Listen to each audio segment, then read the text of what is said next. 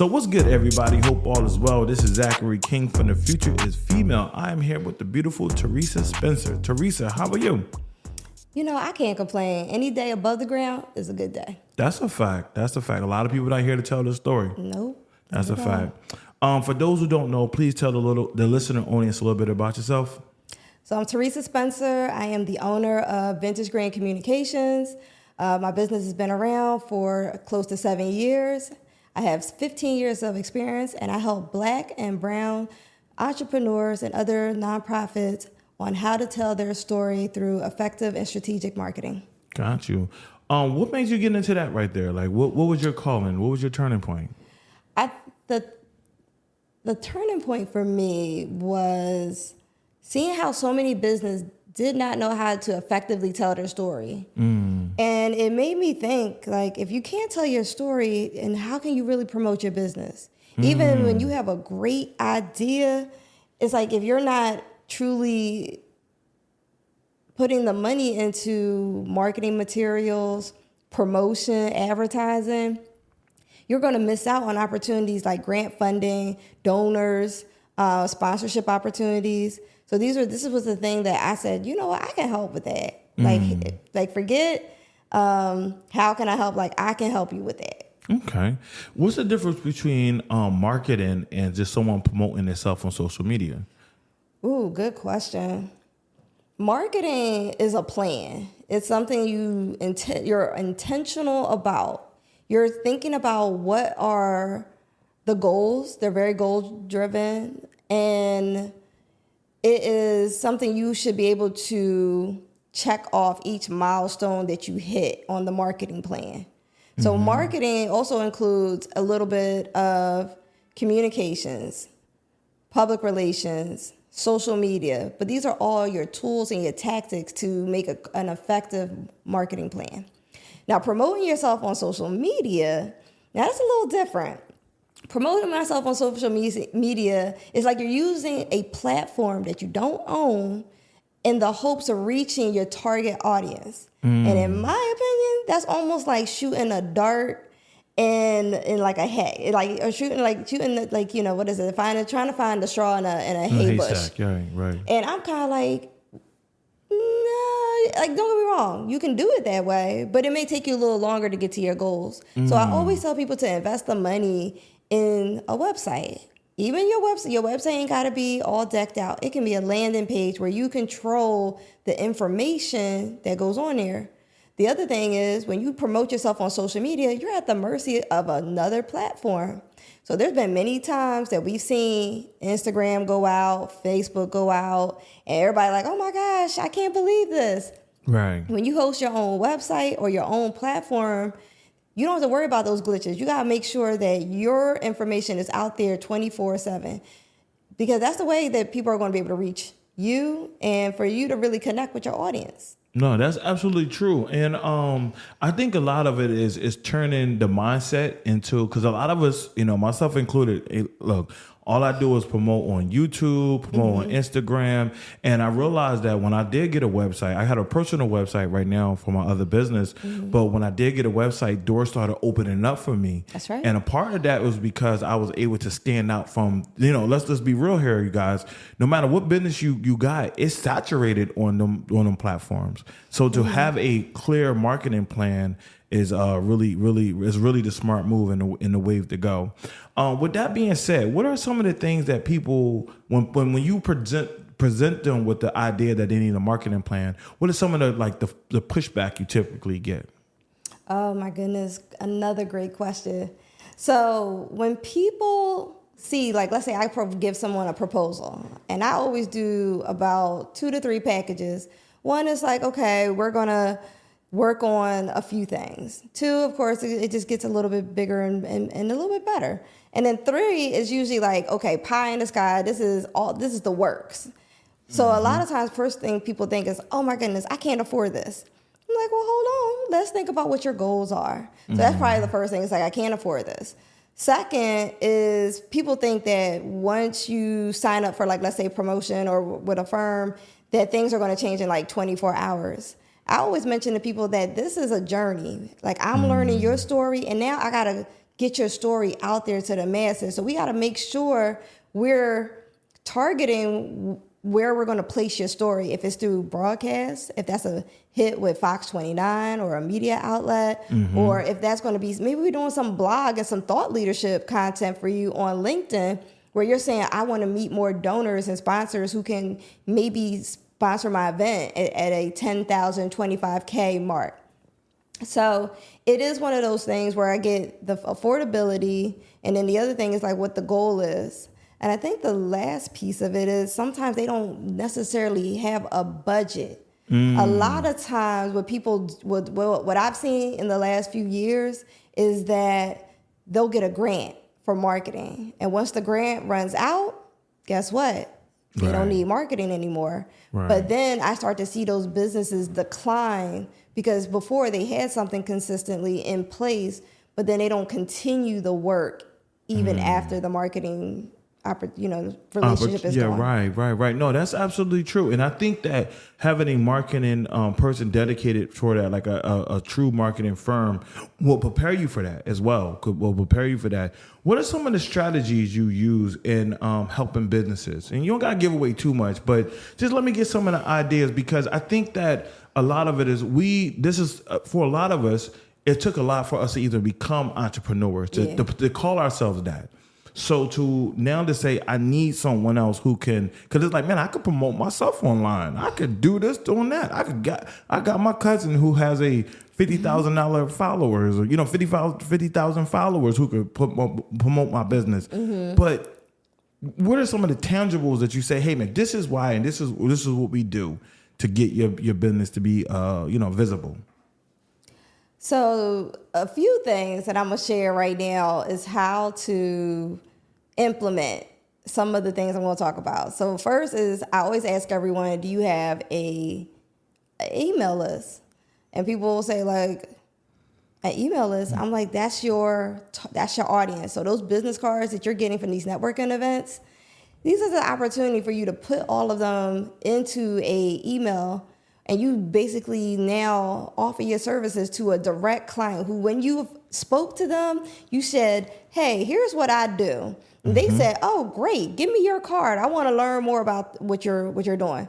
So now, even if they don't become a client right then and there from that one initial touch point, the second touch point is you sending out an email, which then says, hey, we having, let's say, a fall discount or opportunity or a fall special. And then the other thing is you showcase your expertise. You say, for instance, if you're a videographer, you may say like, hey, I was able to work with Dinner and Blanc. I was able to work with this politician. So now you're showing your expertise to your audience, and that's going to even entice them even more so to work with you. So I definitely say building up a solid email list is the first thing you want to do.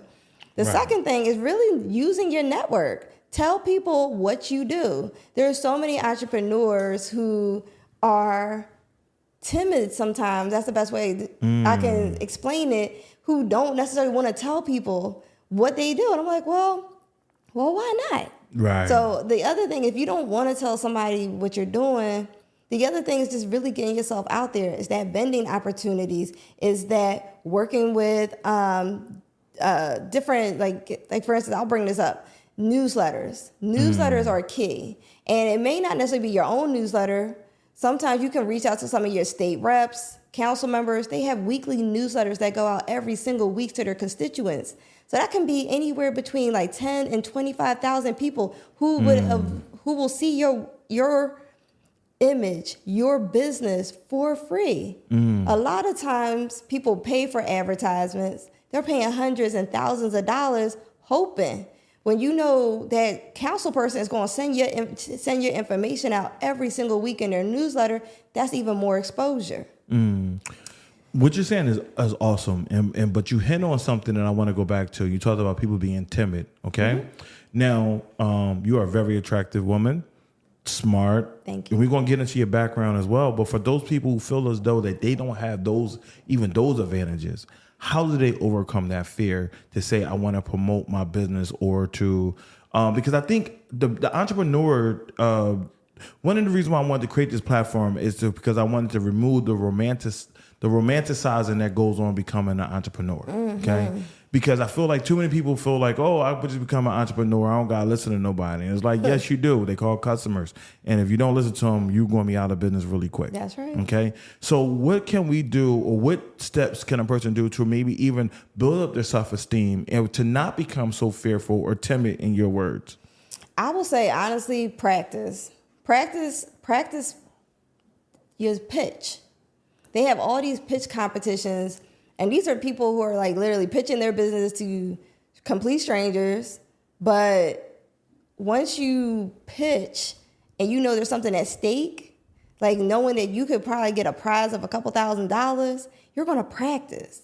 So the more you practice at home with your cousins, with your friends, shoot your shot. Say, hey, y'all, I want y'all to listen to this. Let me know how this sounds. And a lot of times that's just getting comfortable saying what you do. But what I feel like a lot of people think is that becoming an entrepreneur is just being like having like a side hustle. But if you really want your side hustle to become your main paycheck, you got to put work in. Like being an entrepreneur is not just something you just say, okay, I want to do this. It's like there's a lot of time that has to be invested in it. And I think the way you overcome it is really just getting out there, really asking yourself, like, what is my goal and what am I trying to achieve? And just being hungry. Like I have a shirt that says like, you're asleep like you're rich, but I'm up like I'm broke. Ooh. Yo, that's a good word right there. And I wear that shirt whenever I'm in my hustle mode, when I'm looking for grants, when I'm looking for opportunities, when I'm telling people like, hey, I'm letting you know, I need a client. I need, you can't be that person that's like, oh, I don't want to say anything. I'm gonna hope for the best. No, you gotta be out there. You gotta be hustling. No, I feel that, and I respect that too, because I feel like far too often we get so comfortable with this. I don't want to say it because I respect manifestation. I respect it. Words definitely have power, but it comes to the point where you also got to put in that work too. And I feel like too many people get caught up in I'm going to just speak this into existence and not actually doing anything to put it in existence. So right. I definitely appreciate that approach right there. Let's talk about a little about you and how you came up, because what got you to this point? Because did this always come natural to you? Like, or was you was you a timid growing up and then you just became fearless? Like, what was your come up? So growing up, it was me and my younger brother. And my mom, again, she's not American per se. Like she grew up in the Philippines and came over here when she was probably like 25 or so. So she didn't grow up in like this country. So she was very big on like protecting her kids. So she definitely kept us in the house. But I was always had this, like, I don't know, like the energy just to be like, you know what? I don't want to just be in the house. I never was fearful. I was always like, I want to meet people and hear their story. So it was one of those things like growing up. Yeah, it was like, don't get me wrong. We all went through our bumps and bruises of like learning, especially sometimes when you interact with certain people, they definitely teach you a few things about just protecting yourself, protecting your peace. So for me, it was just really like just getting out there. But the reason why, like I said, I started Vintage Green was really about being able to tell the story. If you're not telling your story effectively, like you're not going to reach the goal or the target people that's going to help you build the business up. That's going to make you feel like, yo, my business is thriving. Right. So it's one of those things where you have to really know about what you're doing, what your goal is, and who your target audience is, and making sure you're constantly going after them every single day. There's no days off as an entrepreneur. It just isn't. No, that's real. One of the people that, when you talk about telling your story and getting out there, one of the people that come to mind, he's from Philly too, is Wallow. Okay. Oh yeah. Wallow, shout out to that brother, man. He pulled all the many years in prison to come home and became a multi-millionaire. Okay. He's one of the dudes that I really get inspired by, because there was times where, if you remember his early videos, he was out there in the rain, running around and talking about and he was talking to people. He was talking, he was inspiring people. He had every reason to quit. He came home. I think he was on grandmama couch or bed, and it was humbling because when I came home, I was in the same boat. I was just like, I'm back home in the room I grew up in, you know, and it's really. But he's one of the people I really admire when it comes to telling your story. And I would like for you to touch on this as well, because even though you tell your story here in the city, this may not be the place that people need to hear it from, you know? So let's talk about like people maybe needing to go to other places to hear their story and so forth and so on. So hearing the story, like my story is a little different. Like I didn't come from the background where people were entrepreneurs. Like my mom, she worked a 9-to-5 every day. She never talked about being an entrepreneur. But it wasn't until like one day I was actually reading a book when I was younger. It was called Rich Dad, Poor Dad. And that book, I ain't gonna lie, it really changed my perspective because it really showed me another opportunity where I could bring in money. So don't be wrong, when I went to school, I went to college, I went to Kutztown University, studied journalism, PR, but then it gave me this opportunity to say like I could always have something else, just in case like when I did get a 9-to-5, if the 9-to-5 decided, hey Theresa, we don't need your services no more, I could always say, you know what, I've built up this other business that I don't ever have to feel like I don't know where my next paycheck is going to come in. I don't want to always have to rely on like you know, if I had to get unemployment, like I know I had this business, a solid business providing a service that anybody can use. If you're a business owner, everyone needs marketing, and marketing isn't always like, hey, I got a billboard. Oh, I got these big ticket items. Sometimes it's really just getting your name out there. Yeah, no, that makes a lot of sense. So in touching on social media and like your presence, how do a person maintain a solid social media presence and then also promote it for their business and not necessarily for them?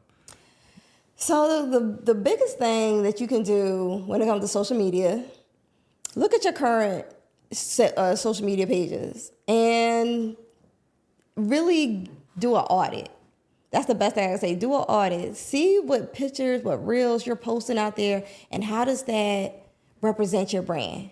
And if there's some things that you don't think you would want, like let's say you wanted to work with Oprah, you was like, wait a minute, I don't think Oprah need to see you getting turned up in Cancun, right? Right. Or that girls trip, leave that thing on, right? Acting all types of crazy. Right. You may want to take some of those, you might want to archive those. Or the other thing is, like if you know that you're going to have a personal page and you want to do that, make that private. Right. Make your business pages, that's where people go to. Like it's nothing wrong with having your personal page. Keep it personal and private, but keep your business page where you show all the glowing things, show your media touch points, show your press releases, show your expertise. This is, again, your business pages represents your business. Right. Not necessarily your personal. Your personal should be just for your friends, family, people that know you. Right. But not the potential business owners. No, what you're saying is absolutely true and I'm learning that as well. When I first started, I only had like one page, and I would just, I would have pictures of me and my daughter. Then I would have pictures of me at work. Then I would have pictures of me eating. Then I would have pictures of me in Miami. Then I would have pictures of me, doing podcasting.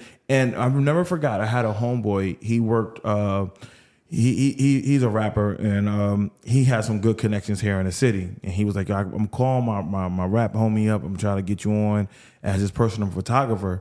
And he was like, yo, but what exactly do you do again? And I was like, huh? He's like, because I don't know. Like, you got your 360 page here. You got this. He's like, and he's going through my thing. And he's like, tell me some of the videos that you have done. And it was so embarrassing because this is an opportunity for me to get in a room that I wouldn't have been able to get into before had he not gave me the alley-oop. And I can't even slam it because it's so scattered, and no one, I don't give a crap how good you think your food is, how good you do hair. No one is going through all that. No one is going through all that searching. So I appreciate you putting it out there and letting people know that they must go ahead and be a little bit more focused and narrow-minded.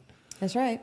Mentorship. Are you open to mentorship? Like people who want to learn from you, and because you have a lot going on right now. Absolutely. I actually just did an internship with PCDC, And that's an initiative in Chinatown where I had an opportunity to work with one of their students for 6 weeks. So I showed them what I did in terms of like social media management, creating like branded static images, and also understanding editing, the importance of editing. Now, this student, he was phenomenal in the sense that he took what I gave him, which was very little, and he created an amazing video of his time working with me. Wow. So did you know he was doing it? I mean, it was his final project. Okay. So I was like, I need you to create a reel. It shows like your opportunity being an intern. And he literally showed it from the time he got up and got in his car, was driving, doing like video editing. He also was doing photography at the time. So me and him actually would go out and we would do kind of like walking photo shoots. Right, so I'm right. always I'm always open to working with youth because again, like this is your opportunity to pour in your expertise. It's for me to always hone in and always keep up with the trends and making sure that things are still fresh and vibrant. Definitely open to it. No, definitely. I appreciate that. One of the things that you talked about, and I wanted to bring this up anyway, but you touched on it. You say you read Rich Dad, Poor Dad, right? Yeah. What other good books have you read that changed your life or made it change the scope of how you see things? So that's a good question too, because I love reading. Like I am definitely that book nerd or book whatever. Like I always read as a child. Like my mom didn't always want to put me like, let's say in camp. So she would be like, okay, we're going to get the book. It was like a book challenge where you would have to read like 12 books over the summer. And my mom, she definitely enrolled me in that. And that was my love for books. So as I've gotten to be an adult, I'll say The 48 Laws of Power. I still go back to it every day. I mean, not every day, but like I go back to it frequently because there's a lot of things that was very helpful there. And then I also went and got The 48 Laws of Seduction. Yeah, The Art of Seduction is dope. Yep. Dope. So that was also like another great book. And then The Art of War. So these were like definitely books that just really shaped me, my thought process, how to deal with conflict, how to deal with myself, how to deal with people. Right. And then I want to say, I just started reading Presence. Okay. So I'll get back to you on that one. Okay. I was reading 50 Cent new book, right? Okay. I forgot exactly. It was on my Amazon. Usually I realize I like to actually read and sit down and read.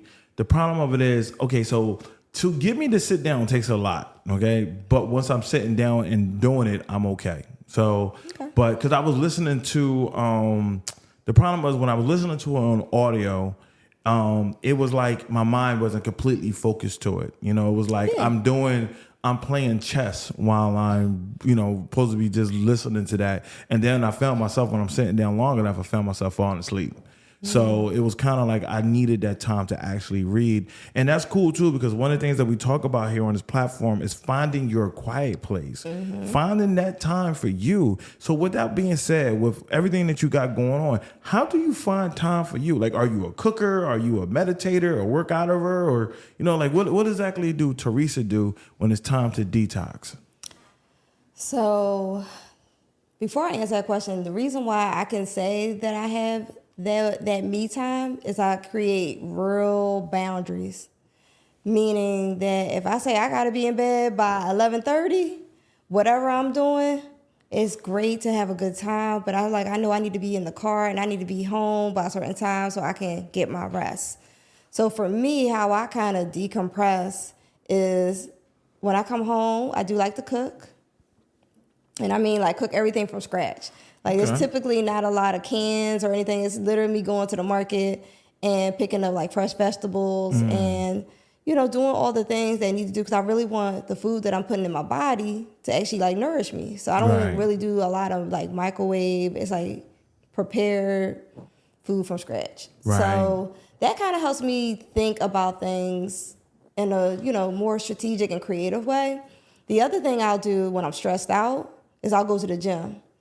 I love doing like a spin class.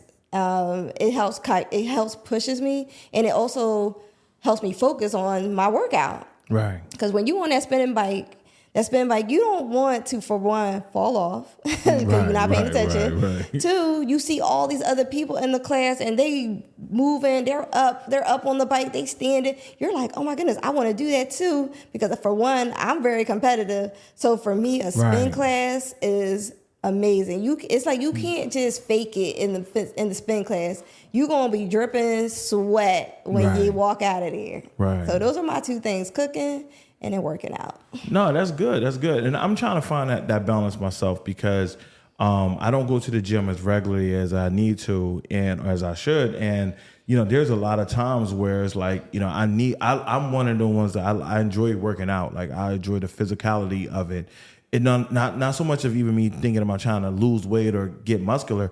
I just like to push and and see what my boundaries are and go there. Like that is definitely me. One of the things when I used to play basketball, I used to love going in the hole and in the middle. I love that contact. I love that. So I could definitely feel you. So when you say going into the spin class, it sounds like the same thing. Like you just love that rush that you get that's in there. So absolutely. Are there any women in which you look up to? Oh my goodness, of course. Because again, like I'm really big on what people see, or even with youth, what people see or youth see, they can become. So even though this person was a fictional character on a show, like I used to love watching Living Single growing up. It was like Maxine, Queen Latifah, right? And I just loved Queen Latifah's character. Her name was Khadijah. Right? Khadijah James, right? Khadijah James, Khadijah exactly. James, right? And she owned her own magazine, Flavor Unit. Yeah, Flavor, right? Yo, that is a fact. She did do that, and right? when I saw that, even though that was a show, it inspired me to say, why not me? My daughter, mom, she said she went to college because she's seen a different world. Yeah. So it really do. She said a different world changed her life. That's right. So That's right. Absolutely. So yeah, Khadijah James, she owned a magazine, and I think Maxine Shaw, she was a lawyer too. She was a lawyer, right? So this was the first time at my age seeing some Black women who were like doing amazing things.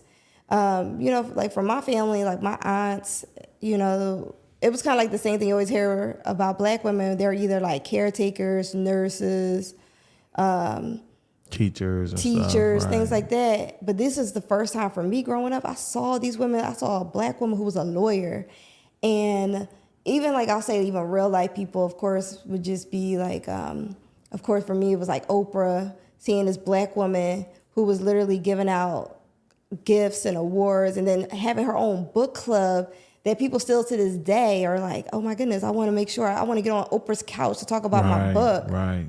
So seeing those influences, and then of course it was like, again, I've told you I was a poet. Right. I don't consider it it anymore. write? I do. Write? More like short stories, but seeing and reading some of the works of Maya Angelou. Right.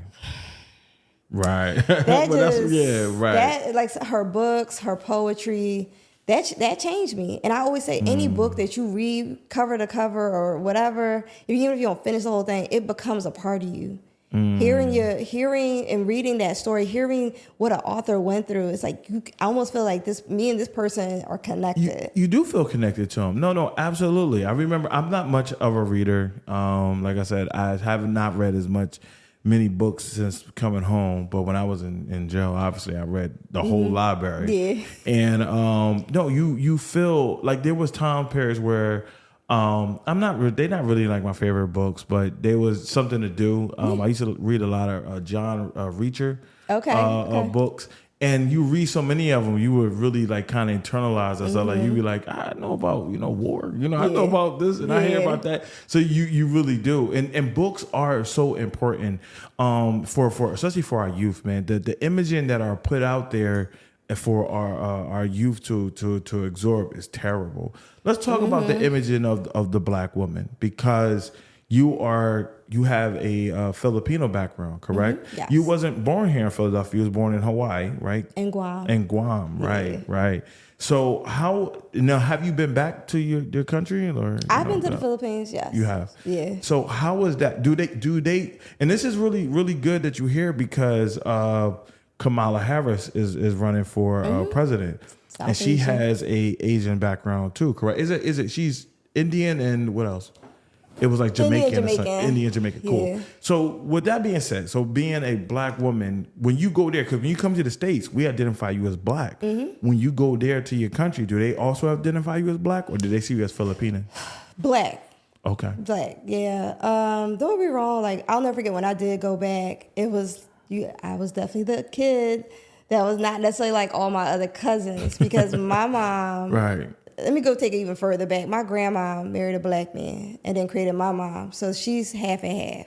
And then my mom married a black man. So now I'll say I'm a quarter Filipino. Right. But going over there, I was different. My hair was curly. My hair, like when my hair got wet, it didn't just, lay. Like I had to had to do some work to get it back. Right. So being around my cousins, like they never treated me differently in any way, but it was also, again, like I always knew I was different, right, as well too. Right. So when you go back there though, right? What does that difference feel like? Do it feel like the difference feel like I don't really belong, but y'all tolerating me? Do it feel different? Like they're just amazed by me and they want to learn more? Like what does that difference feel like? So the difference for me, when I'm with my family, it's, oh my goodness, Theresa's here. Then it turns into, we want to learn about everything that's happening in the United States. And the reason why is because, the Philippines, the area that I grew up in, essentially it's a third world country. So meaning there wasn't any paved roads. Like when the monsoon season came, the roads were literally mud, and then they would basically turn into like dirt pools. Right. So it was hearing about the freedoms and the liberties that we have here in the United States.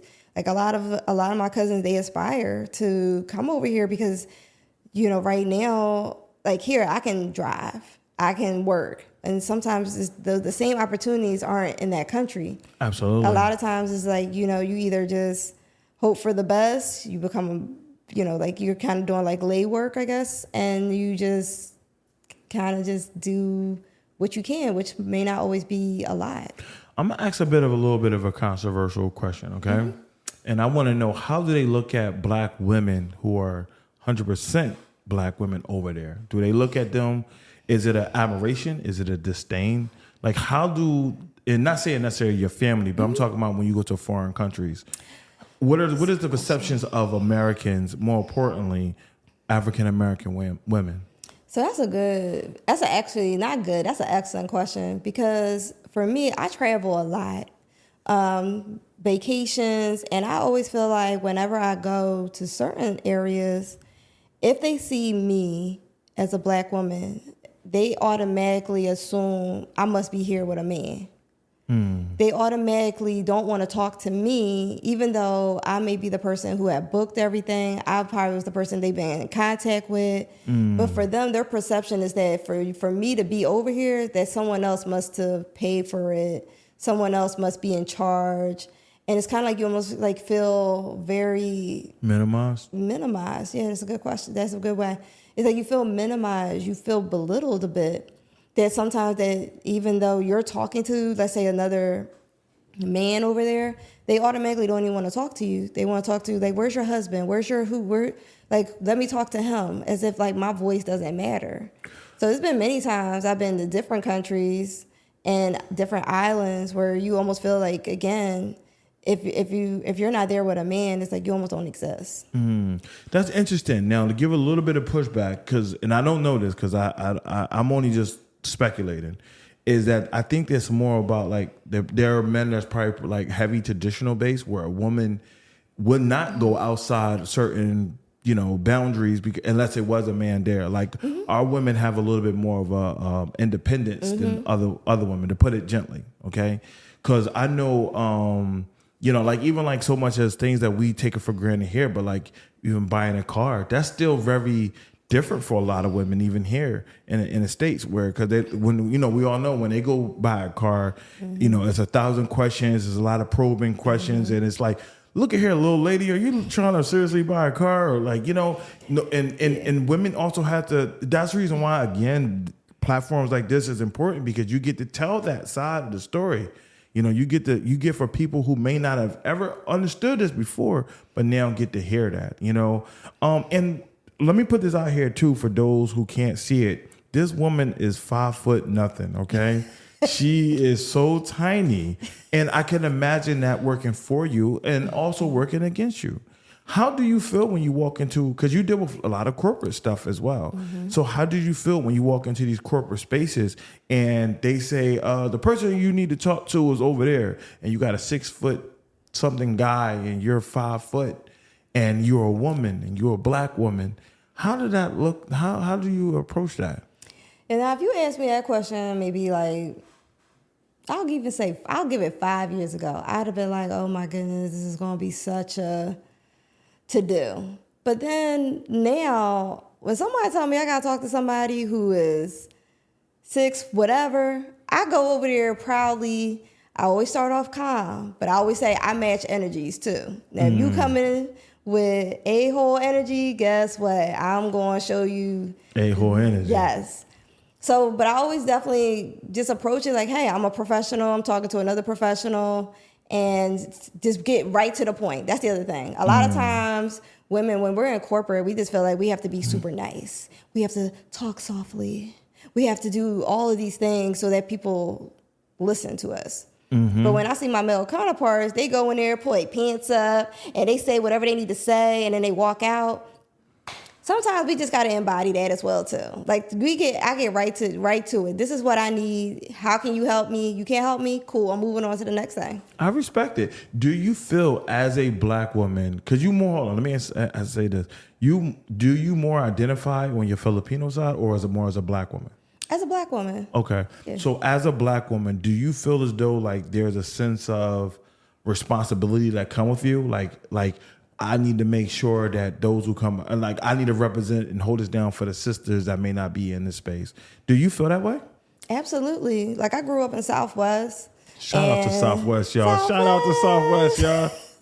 And again, like a lot of people don't ever even believe it. They're like, you from Southwest? I'm like, and it's like when people say that, I'm almost like, well, what does that mean? Like, how are we knocking this one area? Because not to get all into it, but I know when growing up, people would be like, oh, they would always say the pretty girls live in like Mount Airy, West Oak Lane. And then like, the not so attractive women are from like West Philly and Southwest Philly. And I was like, hold up now. I'm a product from Southwest Philly. So I don't consider myself like, like over the top bougie, but I do have my bougie ways, and I also have my Southwest ways.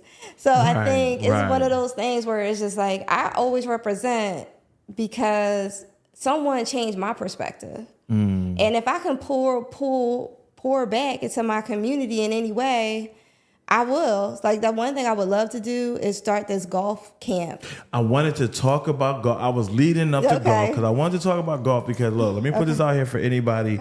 She's also changing the landscape, not only just how black women are perceived, but where black women actually go. This woman is trying to change and open up more opportunities for black women to do golf because we know that a lot of these deals that goes down, a lot of these things that happen, like these multi-million-dollar, acquisitions, it happens on a golf course. That's right. So she trying to do more to put more sisters on there. Special shout out to this woman right here. But go ahead, please tell a little bit more. I'm over here gushing about it. I don't mean it. I'm sorry. So the golf thing started maybe 5 or 6 years ago, and it started before the pandemic. And I'll never forget, I was working at a bank at the time, and a woman invited me to her golf happy hour.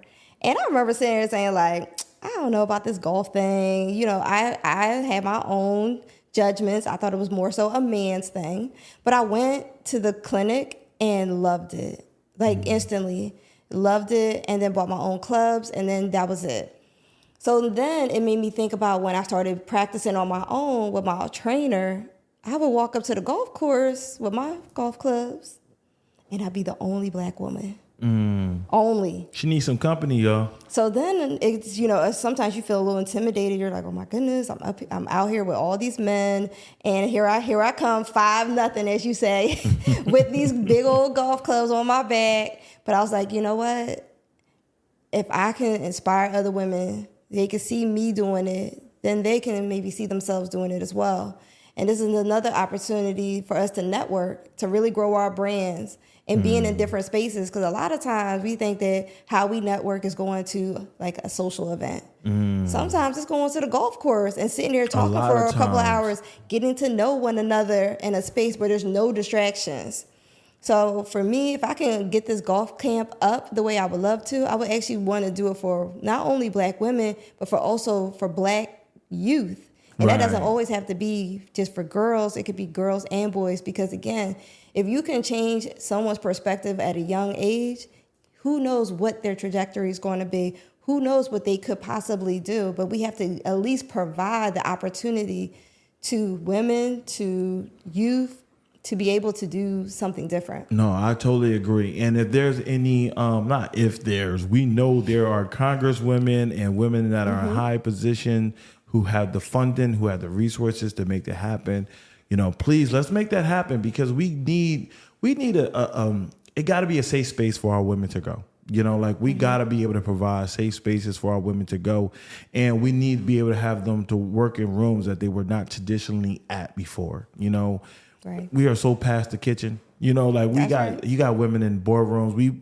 In a few short months, we might be seriously looking at the first woman president of our country. You know what I'm saying? With that being said, we need to, because I believe that part of the pushback that she receives is the fact that people don't know what to expect from us.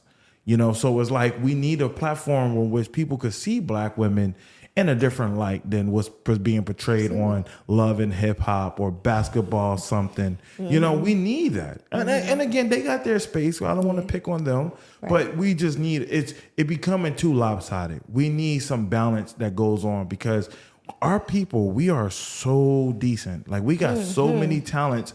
So to be limited to only to basketball or to be this or to be that, it's like, no. We could expand, you guys. But that a lot of that also comes from us and what we put our dollars behind. You know, we can't, listen, at the end of the day, you guys, I put this out here a few more times, that this stuff is a business. And if you guys continuously support the ratchetness, support the foolishness, they're going to keep coming out with it.